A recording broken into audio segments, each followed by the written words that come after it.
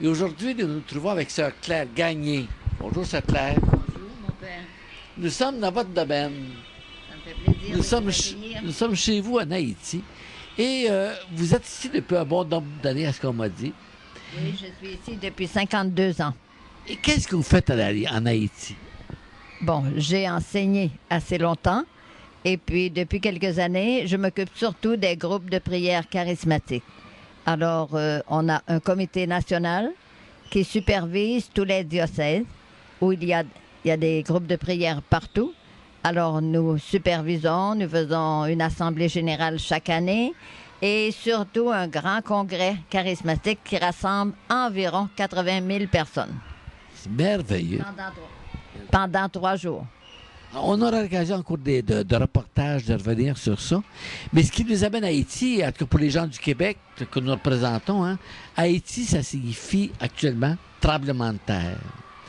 Ça signifie difficulté, souvent misère. Bon, vous avez vécu le tremblement de terre, vous nous avez partagé avant le reportage dans cette pièce-ci même. Est-ce que vous nous parlez, si vous nous parliez d'Haïti dans vos 50 premières années, Haïti maintenant, qu'est-ce qu'il y a de différent? S'il y a quelque chose de différent. Eh bien, il y a une très grande différence parce que Haïti, pendant le tremblement de terre, a été détruit en bonne partie. Donc, actuellement, nous voyons beaucoup de gens qui vivent sous des tentes, alors qu'autrefois, au moins, chaque personne avait au moins sa petite maison. Et beaucoup de grands commerçants ont perdu tout ce qu'ils avaient aussi. Beaucoup de personnes, voyant qu'ils avaient perdu leurs biens, eh bien, ils ont voyagé à l'étranger. Par exemple, on a plusieurs de nos bons animateurs qui sont à l'étranger maintenant, donc on en forme d'autres. Et il y a aussi, sur le plan économique, bien entendu, beaucoup de difficultés à cause de la perte énorme qu'a subi Haïti pendant le tremblement de terre. Cependant, ce que je peux dire, j'ai été édifiée par l'attitude des Haïtiens après ce tremblement de terre. Quand on a vu que tout ce monde avait été tellement affligé, il y a certaines personnes qui avaient perdu toute leur famille. Dans une famille, il pouvait rester une personne. Et là, ils ont repris avec courage. Et aussitôt, le tremblement de terre, on a fait un grand rassemblement interreligieux où il y avait toutes les religions qui étaient représentées. Là, l'évêque du lieu m'avait demandé de participer à cette rencontre où il y a eu environ 1 million de personnes qui se sont rassemblées pour prier, pour chanter les louanges du Seigneur. On n'avait pas quoi que ce soit pour les protéger du soleil. Ils étaient là de tout leur cœur à chanter les louanges du Seigneur, donc à reprendre courage ensemble. Ça, j'ai été édifiée. Et vous êtes combien de missionnaires canadiens à peu près, là, ici à Port-au-Prince? Je ne saurais vous dire. Nous sommes de moins en moins nombreux parce que actuellement, bon, dans ma communauté, nous sommes 4 religieuses canadiennes. Il y a environ 80 sœurs haïtiennes. Ma provinciale actuellement est une haïtienne. C'est une de mes anciennes élèves, j'en suis fière. Et vous êtes précisément de quelle communauté religieuse? Notre communauté se nomme Sœurs de la Charité de Saint-Louis, roi de France. Et nous aurons l'occasion, dans les prochaines étapes du reportage, de visionner justement ces tentes, ces personnes-là qu'on a vues. On aura l'occasion d'aller dans différents endroits, les orphelinats, on aura l'occasion de voir aussi les hôpitaux des Sœurs de Mère Teresa et d'aller à différents endroits. Si vous nous parliez maintenant, ici même, dans cette pièce, vous avez vécu le tremblement de terre même. Comment ça s'est passé? Bon, alors j'avais avec moi dans cette pièce un couple qui venait de la France, qui avait au moins 17 ans de vie en France. J'avais été leur donner une session quelques mois avant qu'ils viennent en Haïti. Et là, maintenant, ils étaient là, le monsieur, la dame et leur bébé.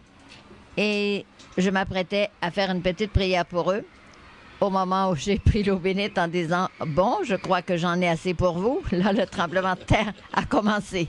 Et puis, on montait, on descendait, la salle tournait, frappait comme ça dans tous les sens. tout tombait sous mes yeux. Mais cependant, moi, je priais. Je disais, au nom de Jésus, par la puissance de son esprit, j'interdis à tout esprit de destruction, de tremblement de terre, d'attaquer qui que ce soit et quoi que ce soit en ces lieux. Et je faisais cette prière. Et ce qui est extraordinaire, j'avais une vierge qui était sur le classeur. Le classeur est tombé, la vierge est descendue tout doucement, sans se casser. Elle est allée elle-même se poser au pied du monsieur qui était là devant moi. Et là, j'ai trouvé ça merveilleux. C'est la seule statue de l'établissement qui n'était pas cassée. Elle est venue nous rassurer, nous dire qu'elle est là. Donc, après, j'ai tourné la tête. J'aperçois le jeune homme qui travaille avec moi, qui était à genoux dans la porte en disant « Jésus, Jésus, viens nous sauver ». Donc, c'est comme ça que j'ai passé ce tremblement de terre. Mais je ne savais pas à ce moment-là ce qui s'était passé ailleurs. Quand je suis sortie, eh bien, j'ai vu une poussière. J'avais l'impression que c'était une poussière plutôt blanche à cause tout le béton qui était tombé, qui était écrasé. J'avais l'impression qu'il y avait eu de la neige. Alors, oui, c'est ça. Donc là, je regarde, mais je n'ai rien su de plus que ce qui s'est passé dans mon bureau. Et d'ailleurs, on n'avait aucune communication. On n'avait pas de téléphone. On ne pouvait communiquer avec personne. Alors, peu à peu, disons, c'est 2 jours après que je suis sortie et que j'ai vu un peu ce qui s'était passé. Vous en avez vu davantage à la TV. Parce que nous, on ne pouvait pas prendre la TV. On n'avait pas de courant électrique. On n'avait rien qui fonctionnait. Et c'est simplement 2 jours après le tremblement de terre que le garçon qui travaille avec moi m'a proposé de mettre un petit inverter qu'il avait chez lui, branché sur 2 batteries. Et c'est là que j'ai pu charger mon appareil et communiquer avec ma famille au Canada en disant à ma sœur, je suis là bien vivante. Elle a éclaté en sanglots parce qu'elle avait entendu dire que j'étais morte. Alors on bénit le Seigneur. Je lui ai dit, répands la bonne nouvelle. Il n'y a pas une sœur de la Charité de Saint-Louis qui a été blessée. Nous sommes tous en bon état. Et depuis le tremblement de terre, comment ça se vit, là, ici? Depuis le tremblement de terre, il y a, on a recommencé la vie normale au collège parce que après le tremblement de terre, les parents ne voulaient pas qu'on fasse la classe sous le béton. Ils avaient peur qu'il y ait un autre tremblement de terre et que leurs enfants meurent sous le béton parce que notre collège est en béton. Alors, là maintenant, on a dû installer des tentes partout sur la cour, tant bien que mal. Et même aller à l'extérieur avec quelques classes. Mais maintenant, moi, je suis revenue dans mon bureau. La première fois que je suis revenue dans mon bureau, j'avais l'impression qu'il y avait un autre tremblement de terre. Ça, c'était simplement le choc que j'avais eu. Alors, je suis retournée vite. Et puis, je suis retournée 2 jours après, c'était la même chose. Mais après, je me suis raisonnée. Je disais, il n'y a pas de tremblement de terre, je rentre dans mon bureau. Et les ingénieurs sont venus. Ils ont dit, Sortler, tu n'as aucune fissure dans ton bureau. Tu peux rentrer, sois bien à l'aise. Je suis rentrée dans mon bureau après cette forte secousse. Et là, maintenant, la directrice du primaire a fait comme moi, est allée à son bureau. Et puis là, peu à peu, les parents commençaient à s'apprivoiser là, avec cet événement. Et puis, on a pu ensuite recommencer les classes, entrer dans les classes, disons, un peu vers la fin de l'année. Et surtout, disons, l'année suivante, là, on est rentré dans les classes, carrément. Alors, on vient d'aborder la question plus générale, ensuite les enfants. Si on parle du niveau de la prière, de la foi, vous avez parlé du rassemblement d'1 million de fidèles. On s'aperçoit, nous autres, dans notre reportage, que la foi est très vive. Hein? Ici, en Haïti, on voit ça sur les tap-tap, entre autres, là, et un peu partout. Le mouvement charismatique lui-même, ici en Haïti, je pense que c'est un peuple exubérant. Hein? Alors, peut-être qu'il est plus sensible aussi au mouvement charismatique. On a beaucoup de gens qui viennent dans nos groupes de prière. Par exemple, même l'année du tremblement de terre, on a organisé notre congrès habituel sur notre terrain qui est, à Tabar. Et là, maintenant, on a eu environ 100 000 personnes qui sont venues, qui ont passé les 3 jours là après le tremblement de terre. Et on sentait qu'ils venaient parce qu'ils avaient besoin d'espérance, ils avaient besoin de se mettre au service du Seigneur, de demander le secours du Seigneur, quoi. Et ça a été un congrès extraordinaire. qu'on a fait dans la foi et dans la confiance. Puis actuellement, vous préparez un autre congrès peut-être? Oui, nous préparons un autre congrès, disons, c'est toujours la première fin de semaine après Pâques que nous faisons le congrès. Cette année, ce sera le 13, 14, 15 avril. Et à quel endroit vous le faites? Nous le faisons sur notre terrain. On a un terrain à Tabar. C'est tout près de l'aéroport, ce terrain-là.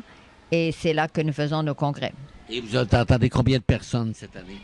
Ah, c'est toujours environ 80 000 personnes qui viennent pour le congrès. Imaginez. Ils viennent de tous les diocèses.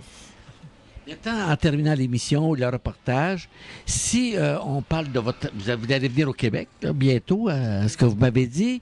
Et moi, maintenant, je participe à la communauté de l'Alliance à Trois-Rivières, que vous connaissez bien. Et votre nom est inscrit à l'agenda pour une retraite. Si jamais des gens veulent venir, je pense que c'est vers quelle date à peu près? Alors, la retraite de l'Alliance, c'est le 22, 23 et 24 juin. Ça se tient à l'Alliance à Trois-Rivières. À Trois-Rivières, c'est ça. Et j'imagine qu'au Québec, vous ne vous limitez pas à l'Alliance, si importante soit-elle. Vous allez faire d'autres activités. Chaque année, je vais dans la Beauce, à Saint-Côme, à notre centre, au centre Mollet. Et cette année, on a fixé la date du 26 juin au 1er juillet. Alors, c'est là que j'irai cette année dans la Beauce. Alors là, on pourra regarder ça avec plaisir. Maintenant, si on regarde l'avenir, parce que après 52 ans de vie religieuse, vous avez encore des projets d'avenir à ce qu'on m'a rapporté. Vous avez le désir, je pense, de fonder une communauté. Est-ce qu'on peut en parler dès maintenant? Oui, premièrement, ce qui m'a inspiré de fonder cette communauté, depuis longtemps, je désire avoir une maison de prière ici en Haïti. Et je me suis rendu compte que, avec l'expérience que je vis au Canada, quand je vais dans les maisons de prière, s'il n'y a pas une communauté, ce n'est pas possible de fonder une maison de prière. Donc là, le Seigneur m'a inspiré de fonder cette communauté sous le modèle de l'Alliance de Trois-Rivières. Ah oui! Et même l'Alliance de Trois-Rivières m'a offert à envoyer quelques personnes pendant un certain temps pour qu'ils puissent passer 1 mois ou 2. Elles ont fait ça gentiment, gratuitement pour moi. J'ai déjà envoyé 3 personnes qui sont allées à l'Alliance pour se préparer.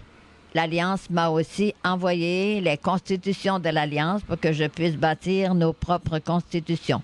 Et actuellement, j'ai eu le temps de remettre au moins à 4 évêques les constitutions. Nous comptons ouvrir cette communauté en janvier. On pensait pouvoir ouvrir en décembre, mais à cause de là, nous sommes à installer une maison préfabriquée pour la communauté. Ils seront d'abord 5 dans la communauté et notre but, c'est de faire exactement le travail qui se fait à l'Alliance, donner des sessions, des retraites et des cristothérapies. Ah, c'est merveilleux. Je participe aussi aux cristothérapies depuis quelques temps. Alors, pour les gens qui nous regardent actuellement dans ce reportage, peut-être important de regarder les coordonnées de l'Alliance, parce que peut-être un bon nombre de personnes ne savent pas trop qu'est-ce que c'est. Alors, l'Alliance est située sur le boulevard Parent, à Trois-Rivières. Vous avez seulement que sur Internet, là, à inscrire l'Alliance Trois-Rivières. Vous aurez la plupart des coordonnées, vous aurez des informations. Premièrement, avant de donner cette parole de Dieu, je dois vous dire aussi qu'en janvier, nous allons commencer également, disons, de l'adoration avec... ce sera une chapelle mobile qui se déplacera de paroisse en paroisse pour aller faire l'adoration.